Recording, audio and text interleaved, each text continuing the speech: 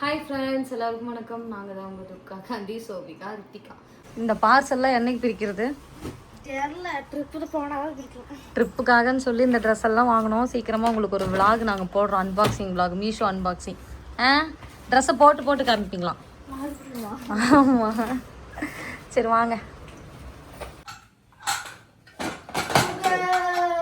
என்ன சாப்பாடு இன்னைக்கு சமைச்சோம் சொல்லுங்கள். என்னது இது? தக்காளி. எங்கள் வீட்டுக்காரர் நானும் சேர்ந்து தக்காளி சாப்பாடு 3 வேளைக்கு வச்சிட்டேன். இந்த மாதிரி ஸ்கூல் லீவில் 3 வேளைக்கு சோறு வச்சு விட்டுருக்கணும். ஏன்னா பிள்ளைங்களுக்கு சும்மா பசிக்கும், சும்மா பசிக்குதுன்னு சொல்லுவாங்க. 3 வேளைக்கு சாப்பாடு வச்சிட்டோம்னா சாப்பாடு தவிர மற்றதெல்லாம் கேட்பாங்க. ஏம்மா அன்னைக்கு ஒரு நாள் தக்காளி சாப்பாடு சூப்பராக இருக்குன்னு சொன்னீங்களா, அதனால செஞ்சுருக்கேன். அன்னைக்கு சொன்னீங்களா ஸ்கூல் போகிறேன் அம்மா தக்காளி சாப்பாடு சூப்பராக இருக்குன்னு சொல்லிட்டு. அது அப்பா எப்படி செஞ்சுப்பீங்க? தட்டு போட்டு தர சாப்பிட்டு கற்றுட்டு சொல்லு. பால் அப்புறம் குடிச்சிக்கிறீங்களா? சரி. அம்மா ஐஸ்கிரீம் வாங்கி அந்த ஐஸ்கிரீம் கடை இதுல இல்ல பாப்பா.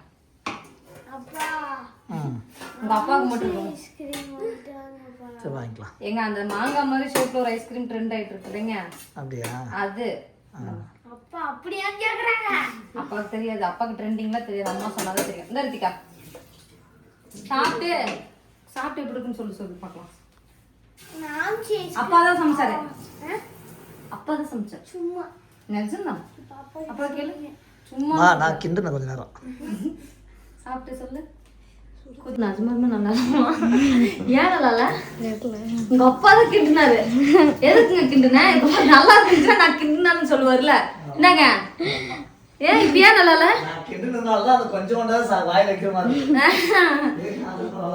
எனக்கு தெரியல ஏன் நல்லாவே சாப்பாடு சாப்பிட்றதுக்கு. சைடிஸ் வச்சா நல்லா இருக்கும், வெறும் சாப்பாடு தான் நல்லா இல்லையாம்மா? அம்மா தயிர் போட மறந்துட்டோம்மா. தயிர் எல்லாம் போடல, புதினா கொத்தமல்லி போடல, மறந்துட்டோம்னா நம்ம வீட்டுல இல்ல, அதனால போடல. பழைய சாப்பாடு கரைச்சி குடிக்க வச்சிருக்கேன். இப்போ வந்து முட்டை போட்டு நம்ம சாப்பிட்டோம்னா கொஞ்சம் நல்லா இருக்கும். எனக்கு உடம்பு சரியில்லை தானம்மா, அதனாலதான் நேற்றுக்கு நான் மயக்கம் போட்டு தொப்புன்னு கீழே வந்துட்டு. இப்போ வந்து 5 முட்டை வந்து எல்லாத்தையும் நான் சோறு நல்லா இருந்ததுன்னா அப்போ அப்படிதான் சொல்லுவேன். வாயில உப்பு சப்பிடலாம் போச்சு. போயிட்டு வர்றதுக்குள்ள சோபிகோட முட்டை திருடப்பட்டிருக்கு. யார் இந்த திருடி? எதுக்கு எடுத்த அக்கா முட்டையா? ஏங்க உங்க முட்டை கேட்டதுக்கு சோபி முட்டை எடுத்துக்க சொல்லிட்டியா? அட பாவி, அந்த சோபி அவங்க பேர் அப்பா தான் சொன்னாராம். எடுத்துக்கோ எடுத்துக்கோ. எவ்வளோ வேணும்? 1/2 கிலோவா? 1/2 கிலோ ஸ்டாக் இல்லை. அவளை நான் எடுக்கவே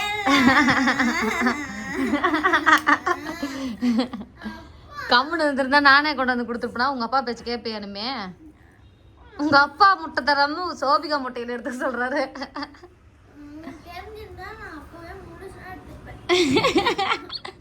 சரி கொஞ்சம் கொடுத்துரு சோபி, அதுல இருந்து பாப்பாவுக்கு கொஞ்சம் கொடுத்துரு, போனா போதும். ஏய் குடுக்கறதா வாங்கிக்கணும்.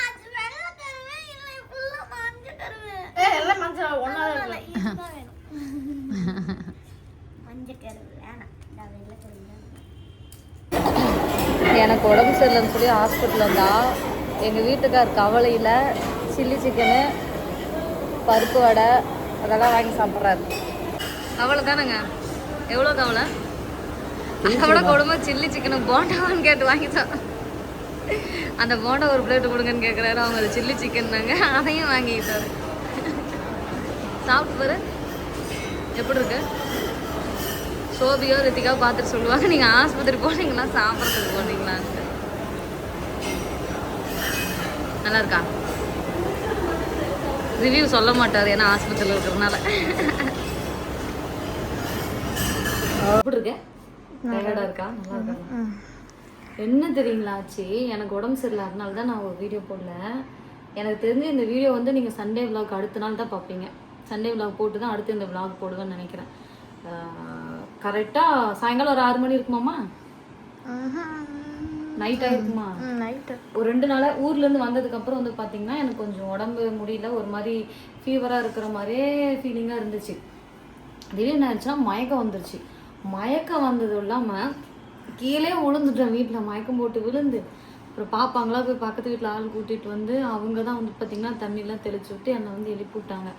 அந்த மாதிரி ஒரு மயக்கம் போட்டுட்டேன். அதனால் எனக்கு பயம் எடுத்துக்கிச்சு. இன்றைக்கி வந்து பார்த்திங்கன்னா காலையில் வீட்டில் சமையல் வேலையெல்லாம் முடிச்சுட்டு ஹாஸ்பிட்டல் போயிட்டோம். அந்த ஒரு மாதிரி கேராக இருக்கிற மாதிரி தான் இருக்குது. சரி என்னன்னு தெரியல அப்படின்னு சொல்லிட்டு எனக்கு இர்ரெகுலர் பீரியடும் இருக்கிறனால போய் பார்த்தோம். பார்த்ததில் வந்து பார்த்திங்கன்னா ப்ளட்டு கம்மியாக இருக்கா, இல்லை சுகரா ப்ரெஷரா என்னன்னு தெரியலன்ட்டு எல்லா டெஸ்ட்டும் எடுத்துட்டோம். சுகரும் இல்லை, ப்ரெஷரும் இல்லை, லோ பிபி இல்லை, ஹை பிபி இல்லை, எல்லாமே கரெக்டாக இருக்குது. ப்ளட்டு கூட வந்து பார்த்திங்கன்னா 11 பாயிண்ட் இருந்தாவே நார்மலாக. எனக்குலாம் வந்து பார்த்திங்கன்னா 13க்கு மேலே இருக்குது. 13க்கு மேலே வந்து பார்த்திங்கன்னா ப்ளட் லெவலுமே இருக்குது. தைராய்டு இல்லை. இன்றைக்கி போய் ஒரு 5000த்துக்கு மேலே செலவு பண்ணிட்டு வந்துட்டோம். உடம்புல ஒரு பிரச்சனையுமே இல்லை அப்படின்ட்டாங்க. அப்புறம் எதுக்கு எனக்கு அந்த மயக்கம் வந்துச்சுன்னா, அப்போது ஒரு பொதுநல டாக்டர்கிட்ட வந்து பார்த்திங்கன்னா பார்த்துருந்தோம். அவங்க என்ன சொல்லியிருந்தாங்கன்னா, லேடிஸை பொறுத்த வரைக்கும் நமக்கு வந்து யூரின் இன்ஃபெக்ஷன் ஆகுறப்போ இந்த மாதிரி நமக்கு அந்த மயக்கம் வருமா.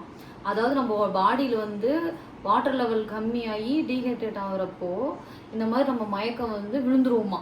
அப்புறம் வாமிட் வர மாதிரி ஃபீலிங்கு இது எல்லாமே இருக்குமா. அதனால் தயவு செஞ்சு எவ்வளோ வெயில் அடிக்குது முடிஞ்ச அளவுக்கு தண்ணியை மட்டும் கம்மி பண்ணிடாதீங்க. என்னோட நிலமை தான் ஆயிரும். ஏன்னா நான் ஊருக்கு போனதுக்கப்புறம் இந்த 10 நாள் வந்து பார்த்திங்கன்னா திருவிழா வைப்பில் இருந்துக்கிட்டு தண்ணி சரியாக குடிக்கல. தண்ணி குடிக்காதனால எனக்கு வாயிலெல்லாம் ஃபுல்லாக வந்து பார்த்திங்கன்னா குட்டி குட்டியாக கொப்பில் வந்து அது புண்ணாயிடுச்சு. அது சரியாகி அதுக்கப்புறம் இருமல் வர ஆரம்பிச்சிருச்சு. எல்லாமே ஒரு 2-3 நாளே வந்து பார்த்திங்கன்னா எனக்கு தொடர்ந்து மாற்றி ஊருக்கு போயிட்டு வந்ததுக்கப்புறம் இந்த தண்ணி கம்மியாக இருக்கிறனால இவ்வளோ பிரச்சனை எனக்கு வந்தது. இப்போ தான் வந்து பார்த்திங்கன்னா ஹாஸ்பிட்டல் போயிட்டு வந்தோம். அப்புறம் இதை தான் கொடுத்துருக்காங்க, இந்த ஜூஸ் குடிங்க. ஏன்னா எனக்கு வந்து ரொம்ப வீக்காக இருக்கீங்கன்னு சொன்னாங்க. இந்த கண்ணெல்லாம் அப்படி நான் அரைச்சி பார்த்துட்டு வீக்காக இருக்கீங்க, ரொம்ப டயர்டாக இருக்கிற மாதிரி இருக்குன்னு சொல்லிட்டு இந்த எலக்ட்ரால் வந்து கொடுத்தாங்க. அதுக்கப்புறம் எனக்கு ஏற்கனவே மாத்திரை போட்டால் சேராது. இது லிட்டர் கணக்கில் எனக்கு திரும்பவும் மாத்திரை கொடுத்துருக்காங்க. இது வந்து எதுக்குன்னா நமக்கு அந்த அந்த சிரப் தான் வந்து பார்த்திங்கன்னா யூரினரி இன்ஃபெக்ஷன் ஆனிச்சுன்னா இந்த சிரப் கொடுப்பாங்க. 10 ml வந்து நம்ம 1 டம்ளர் தண்ணியில் கலந்து குடித்தோம்னா கொஞ்சம் நல்லா இருக்கும்னு சொல்லி கொடுப்பாங்க. அதுதான் எனக்கு இப்போதைக்கு ட்ரீட்மெண்ட் தலை சுற்றுறதுக்கு போனதுக்கு யூரினரி இன்ஃபெக்ஷனுக்கு தான் ட்ரீட்மெண்ட் கொடுத்துருக்காங்க. மாத்திரை கொடுத்துருக்காங்க. இதெல்லாம் பேராசிட்டமலா இல்லை என்னன்னே தெரியல. அது மட்டும் இல்லாமல் ஃபஸ்ட்டு ஒரு பிளட் டெஸ்ட்டு யூரின் டெஸ்ட் எடுத்தோம். அதில் வந்து பார்த்திங்கன்னா நார்மலாக இருக்குது, எந்த பிரச்சனையும் இல்லை அப்படின்ட்டோம். திரும்ப 2வது இன்னொரு பிளட் டெஸ்ட்டுக்கு இப்போ கொடுத்துட்டு வந்திருக்கோம். அது வந்து பார்த்திங்கன்னா 3 நாள் ஆகுமா. 3 நாள் கழிச்சு தான் வருமா. இன்றைக்கி வேறு இன்னைக்கு வராதான், செவ்வாய் புதனில் தான் வரும்னு சொல்லியிருக்காங்க. அதில் என்ன வரப்போகுதுன்னு தெரில. அந்த பிளட் டெஸ்ட்டுக்கு யூரின் டெஸ்ட்டுக்கு மாத்திரைக்கு மருந்துனுக்கு எனக்கு இன்றைக்கி ஒரு 6000 ரூபா செலவாகி போச்சு. ஆனால் இப்போ வரைக்கும் எனக்கு தலை சுற்று சரியாகல, காசு மட்டும்தான் செலவாகிருக்கு. நான் சொன்னேன் எனக்கு தலை சுற்றுறது சரியாகிற மாதிரி ஏதாவது கொடுங்க அப்படின்னா, நீங்கள் தண்ணி குடிச்சு தான் உங்கள் தலை சுற்றுறதை நீங்களே சரி பண்ணிக்கோங்க அப்படின்ட்டாங்க. அப்புறம் வீட்டில் தண்ணி குடிச்சு சொன்னேன், எதுக்கு ஆஸ்பத்திரிக்கு போனேன் அப்படிங்கிற மாதிரி ஆயிடுச்சு. வாட்டர் லெவலில் மெயினாக இது சிரிக்கிற விஷயம் இல்லை, நான் வந்து காமெடியாக பேசிகிட்டு இருக்கேன். உடம்பு இருக்கிறதுக்கு நம்ம லேடிஸை பொறுத்த வரைக்கும் குழந்தைங்களா இருந்தாலும் சரி, பொதுவாக நம்ம எல்லாருக்குமே வந்து பார்த்திங்கன்னா தண்ணி வந்து ரொம்ப முக்கியம். அதனால் முடிஞ்ச அளவுக்கு தண்ணி நல்லா குடிங்க. எனக்கு வர பிரச்சனை எல்லாமே தண்ணி குடிக்காதனால மட்டும்தான் வரும். டிப்ரெஷனு, நல்லா தூங்குறது இல்லை. மெயினாக இந்த யூடியூப் சேனல்லாம் ஆரம்பிக்காத முன்னாடிலாம் வந்து பார்த்திங்கன்னா சிறகடிச்சிட்டு பறந்துட்டு ஜாலியாக இருந்தேன். யூடியூப் சேனல் ஆரம்பித்ததுக்கப்புறம் எந்த அளவுக்கு எனக்கு வருமானம் வருதோ அந்த அளவுக்கு எனக்கு வேலையும் ஜாஸ்தி ஆயிடுச்சு. இப்போ நார்மலாக பார்க்குறவங்களுக்கு யூடியூப் சேனலுங்கிறது என்ன வீடியோ தானே போடுறாங்க அப்படிங்கிற மாதிரி இருக்கும். வீடியோ தான் போடுறோம், ஆனால் டெய்லி ஒரு கண்டென்ட் எடுக்கிறது நம்ம மூளை வந்து பார்த்திங்கன்னா ஏகப்பட்ட வேலை செய்யுது. முன்னெல்லாம் வேலையே செய்யாது, மூளைக்கு வேலையே இல்லாமல் இருந்துச்சு, கிரைண்டர் அரைக்காமல் இருந்துச்சு. இப்போலாம் என் மூளை வந்து பார்த்திங்கன்னா வேகமாக சொல்லல ஆரம்பிச்சிருச்சு. அப்புறம் சொல்லக்கூடாது, வேகமாக வேலை செய்ய ஆரம்பிச்சிருச்சு. ஒரு 1000 மடங்கு வந்து பார்த்திங்கன்னா யோசிக்க ஆரம்பிச்சிட்டேன். நைட்டெல்லாம் வந்து பார்த்திங்கன்னா 2 மணி 3 மணி அந்த மாதிரி வந்து தூங்குவேன். ஒரு நல்ல டைமுக்கு வந்து பார்த்திங்கன்னா தூங்குறதும் இல்லை. அப்புறம் இப்போ ஏதாவது ப்ரொமோஷன் எடுக்கிறோம் அப்படின்னா அதுக்கேற்ற மாதிரி ஒரு கண்டென்ட்டு, மினி விளாகு அந்த பிராண்டுக்காரங்க கொடுத்து அந்த பிராண்டுக்காரங்க அந்த ஸ்கிரிப்டை ஓகே பண்ணி அதுக்கப்புறம் நாங்கள் வீடியோ எடுத்து கொடுத்து எல்லாம் ஃபைனல் பண்ணி கொடுத்ததுக்கப்புறம் கரெக்ஷன் கொடுத்து முன்னாடி இருக்கிற கண்டென்ட்டை மாற்றுங்க, பின்னாடி இருக்கிற கிளிப்பை மாற்றுங்க, ட்ரெஸ்ஸை மாற்றுங்க. நம்ம சுடிதார் ஒரு வீடியோ எடுத்திருந்தோம்னா நம்ம சேரீயில் போட சொல்லுவாங்க, சேரீயில் எடுத்துருந்தோம்னா நைட்டு ட்ரெஸ் மாதிரி போடுங்கம்பாங்க. ஏகப்பட்ட பிரச்சனை இருக்குது. எந்த அளவுக்கு துட்டு இருக்கோ அந்த அளவுக்கு வேலையுமே யூடியூப்பில் இருக்குது. ரொம்ப கஷ்டம். யூடியூப் சேனல் வந்ததுக்கப்புறம் தான் இந்த டிப்ரெஷனு, தூக்கம் இல்லாதது இது எல்லாமே எனக்கு இப்போ வந்துச்சு. அதுக்காக யூடியூப்ல வீடியோ போட்டு நிறுத்துங்கக்கா அப்படின்னு நீங்கள் சொல்லுவீங்க, அப்படிலாம் நிறுத்த மாட்டேன். எவ்வளோ வேலை செய்யறதுக்கு ஏற்ற வருமானமும் வருது, எங்களோட லைஃப்பும் வந்து பார்த்தீங்கன்னா அடுத்தடுத்த லெவல் வந்து ஒரு நல்ல இடத்துக்கு போகிறோம். என்னை பொறுத்த வரைக்கும் என்னன்னா, நான் ரொம்ப கஷ்டப்பட்டு ஃபேமிலியில் இருந்தேன். எங்கள் வீட்டுக்காரங்க ரொம்ப கஷ்டப்பட்ட ஃபேமிலி. நாங்களாம் வந்து பார்த்திங்கன்னா நல்ல, அதாவது ரேஷன் அரிசி சாப்பிட்டு வளர்ந்தவங்க தான். என் பிள்ளைங்களுக்குலாம் ரேஷன் அரிசினா என்னன்னு இது வரைக்கும் கண்ணில் பார்த்ததில்ல. இல்ல ஊர்ல ரேஷன் எங்கே சாப்பிட்ட? ஊர்ல. யார் வீட்டில்? நம்ம ஊர்லமா? எப்போ சாப்பிட்ட? நம்ம ஊர்ல அண்ணா நகர்ல ரேஷன் அரிசி தானே அது. எது அது ரேஷன்? அட பாவி பிள்ளையே, அது ரேஷன் அரிசி இல்ல. அப்புறம் என் பிள்ளைக்கு தெரியலங்க. நம்ம காட்டுல விளைஞ்ச நல்ல அரிசி பாப்பாது. அதான் பாத்தீங்களா, ரேஷன் அரிசினா என்னன்னே தெரியல. அது நம்ம காட்டு அரிசி, நம்ம காட்டுல வச்சதுல ரேஷன் அரிசி இல்ல, ரேஷன் கடையில போடுவாங்க, அதனால குண்டு குண்டா இருக்கும், அந்த அரிசி தான் ரேஷன் அரிசி. ரேஷன் சுமல் அடிக்கும். ஒரு நாளைக்கு உனக்கு ஆக்கி தர கண்டிப்பா ஆக்கி தர, உங்களுக்கு தெரியல. அந்த இதுவே பாப்பாங்களுக்கு தெரியல. பல நாள் வெறும் தயிர் கஞ்சி அப்படிலாம் எங்கள் வாழ்க்கை போயிருக்கு. அதனால் இப்போ என்ன சொல்ல வரேன்னா, பாப்பாங்க வந்து இப்போ நாங்கள் 2 பேரும் நல்லா கஷ்டப்பட்டு சம்பாதிச்சு பிள்ளைங்களுக்கு எல்லாம் வச்சிட்டோம் அப்படின்னா, அவங்க வந்து அவங்க கல்யாணம் பண்ணிட்டு போய் அவங்க பிள்ளை குட்டியோட வந்து சந்தோஷமாக இருப்பாங்க. அதுக்காக தான் நாங்கள் கஷ்டப்படுறோம். இப்போ நாங்கள் ஓரளவுக்கு சந்தோஷமாக இருந்தாலும் அவங்களுக்காக தான் எல்லாமே. அவ்வளோதான். சரி அதெல்லாம் விடுங்க, அது எங்கள் குடும்ப விஷயம், அதை விட்டுலாம். மெயினாக எல்லாரும் தண்ணி கொடுங்க, அதுதான் இப்போ வந்து இந்த வீடியோவுக்கு முக்கியமான விஷயம். மற்றபடி இப்போ நான் நல்லா இருக்கேன். ஃபேஸ் கிட்ட கொஞ்சம் டல் ஆயிடுச்சு. இந்த உதடெல்லாம் உங்களுக்கு பார்க்குறப்பே தெரியும், ஒரு மாதிரி நல்லா ட்ரை ஆகி காஞ்சி போச்சு. அதனால எனக்கு ஒரு மாதிரி நல்ல மூடில் இருக்கிற மாதிரி இல்லை.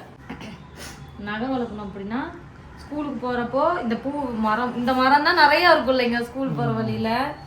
அப்போ வந்து பார்த்திங்கன்னா இந்த பூ எடுத்து ஸ்கூல் போகிற வழியில் பிச்சு நகத்தை வளர்த்துட்டு மாற்றி மாற்றி பயம் காமிச்சிட்டு ஸ்கூலுக்கு போவோம்.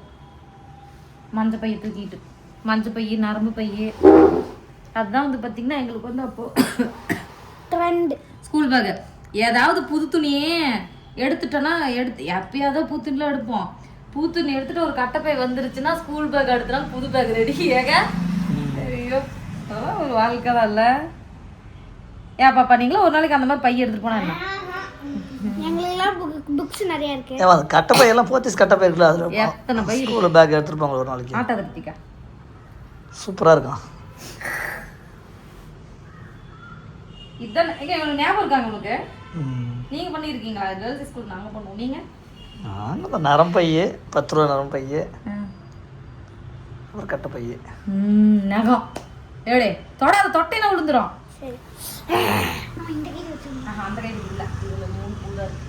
எங்க சொல்லி கண்டிப்பா இந்த மாதிரி கண்டிப்பா நீ நேரத்துக்கே நீ கண்டிப்பா வந்து பாத்தீங்கன்னா இந்த மாதிரி எல்லாருமே இப்போ 30 வயசு 35 வயசு இருக்கிற எல்லாருமே இது பண்ணியிருப்பீங்க. 40 வயசு